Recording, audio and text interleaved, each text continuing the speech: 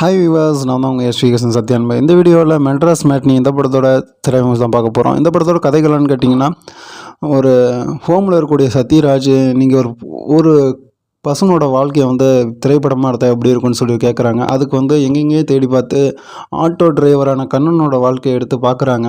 So அவரோட கதைக்களத்தை அதை படிக்கும்போது அப்படியே படம் மூவ் ஆகிட்டே இருக்குது. ஸோ இதான் அந்த படத்தோட கதைக்களம்னு சொல்லலாம். கண்ணனுடைய வாழ்வியலும் அவரோட வாழ்க்கையோட யதார்த்தையும் முழுமையாக ஸ்க்ரீனில் கொண்டு வர்றது மெட்ராஸ் மேட்னின்னு கூட சொல்லலாம். ஸோ இந்த படத்தோட ப்ளஸ் மைனஸ் பார்ப்போம். படத்தோட ப்ளஸ்ன்னு கேட்டிங்கன்னா, ரோஷினி அவங்க இந்த படத்தில் மிகப்பெரிய ஒரு ப்ளஸ்ன்னு சொல்லலாம். எமோஷ்னலாக கூட இருக்கட்டும், ஒரு குறிப்பிட்ட வயசுக்கு மேலே கல்யாணம் ஆகலாம் இந்த சமூகம் எப்படி பார்க்கும். ஸோ தான் ஒரு இடத்துல நல்ல வேலை கிடச்சி தான் அப்பா அம்மா ஃபேமிலியை விட்டு வெளியே போகும்போது அந்த எமோஷனலாக கூட இருக்கட்டும், தான் அப்பா நம்மளை புரிஞ்சிக்க மாட்டேங்கிறாரு சண்டை போட அந்த ஒரு சீக்வன்ஸாக கூட இருக்கட்டும். கிளைமேக்ஸ் முடிச்சதில் அவங்களோட பங்களிப்பு ரொம்ப நல்லாவே இருந்துச்சு. ரோஷினி ஒரு அற்புதமான நடிப்பு கொடுத்துருக்காங்க. இவங்க இந்த படத்தோட மிகப்பெரிய ப்ளஸ்ன்னு சொல்லலாம். சத்யராஜ் அவர் மூலியமாக தான் இந்த கதைக்களம் நகர்ந்தாலும் அவருக்கு இன்னும் கொஞ்சம் கவனம் செலுத்தியிருக்கலாம். அவரோட கதாபாத்திரம் இவர் ஏன் இதை சொல்லணும், இவருக்கு இந்த கதைக்கு என்ன சம்பந்தம், இந்த மாதிரி விஷயங்களை இன்னும் கொஞ்சம் கவனம் செலுத்தியிருக்கலாம் டைரக்டர்.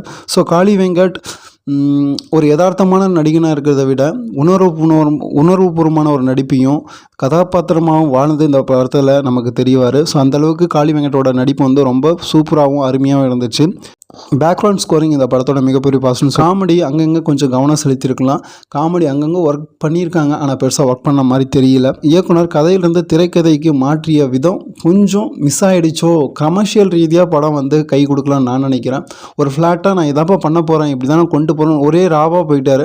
கமர்ஷியல் ரீதியாக காமெடி ஆகும், ஒரு கமர்ஷியல் ஆடியன்ஸுக்கு மைண்டில் புரிகிற மாதிரி விதத்தில் எடுத்துருந்தா இன்னும் இந்த படம் கொஞ்சம் ஸ்கோர் செஞ்சுருக்குன்னு நினைக்கிறேன். ஒளிப்பதிவு இந்த படத்தோட மிகப்பெரிய ப்ளஸ்ஸுங்க. ஏன்னா இந்த ஒரு மிடில் கிளாஸ் பற்றி நான் சொல்ல போகிறேன்னா, அதுக்கு ஒளிப்பதிவு மிகப்பெரிய ஒரு தூணாக இருக்கும். அது இந்த கரெக்டாக அந்த படத்தில் பண்ணியிருக்காங்க. அதை விட மிகப்பெரிய ஒரு விஷயம் என்னென்னா, இதுதான் நான் பண்ண போகிறேன். ஒரு ஃபேமிலி இருக்காங்க, அவங்க ஒரு மிடில் கிளாஸில் இருக்க போகிறாங்கன்னா அவங்க வீடு எப்படி இருக்கும், அவங்களோட கிச்சன் எப்படி இருக்கும், அவங்களோட உடைமைகள் எப்படி இருக்கும்னு சொல்கிற அந்த ஆர்ட் டிபார்ட்மெண்ட் ஒர்க்கு மிகப்பெரிய ஒரு தூண். இந்த படம் இந்த அளவுக்கு நீங்கள் பேசப்படுதுன்னா மெட்ராஸ் மேட்னி. ஸோ ஆர்ட் டிபார்ட்மெண்ட்டில் மிகப்பெரிய ஒரு கவனம் செலுத்தியிருக்காங்க. வசனங்கள் ரீதியாக படம் மிகப்பெரிய ஒரு ப்ளஸ். இருந்தாலும் வசனங்களில் தேவையற்ற வசனங்கள் நிறைய இருக்குன்னு அதை கொஞ்சம் குறைச்சிருக்கலாமோ அப்படின்னு எனக்கு தோணுச்சு. ஸோ காளி வெங்கட்டோட நண்பராக வரக்கூடிய கீதா கைலாஷம், விஜய் டிவி ராமர் மற்றும் ஜார்ஜ் மரியான் இவங்களோட கதாபாத்திரம் ரொம்ப நல்லாவே இருந்தது. ஃபர்ஸ்ட் ஹாஃபில் காளி வெங்கட் கார் கற்றக்கூடிய அந்த சீக்வன்ஸ்லாம் குறைச்சிருந்தால் நல்லா இருந்திருக்குமோ நான் நினைக்கிறேன். ஏன்னா அதனால் ரொம்ப தேவையற்ற ஒரு காட்சி மாதிரி தான் இருந்துச்சு. காளி வெங்கட்டோட பையனாக நடிச்சுக்கிற விஸ்வா, ஸோ அந்த நாய் மேலே வச்சக்கூடிய பாசம், தான் அப்பா எல்லாத்துட்டையும் தாழ்வாக பேசுகிறாரு, தான் அப்பா மேலே ஒரு கோபம், ஒரு வெறுப்பு வரக்கூடிய அந்த ஒரு உணர்வாக கூட இருக்கட்டும், அது ஸ்க்ரீனில் ப்ரெசென்ட் பண்ண அந்த விஷயம், தான் அப்பாவே உணரும் போது அதை எப்படி அவர் ப்ரெசென்ட் பண்ணார் அந்த ஒரு விஷயம், ஒரு இபி ஆஃபீஸர் தன்னோட அம்மா திட்டும்போது எதிர்த்து பேசுகிற அந்த ஒரு சீக்வன்ஸ் ரொம்ப சூப்பராக வந்துச்சு.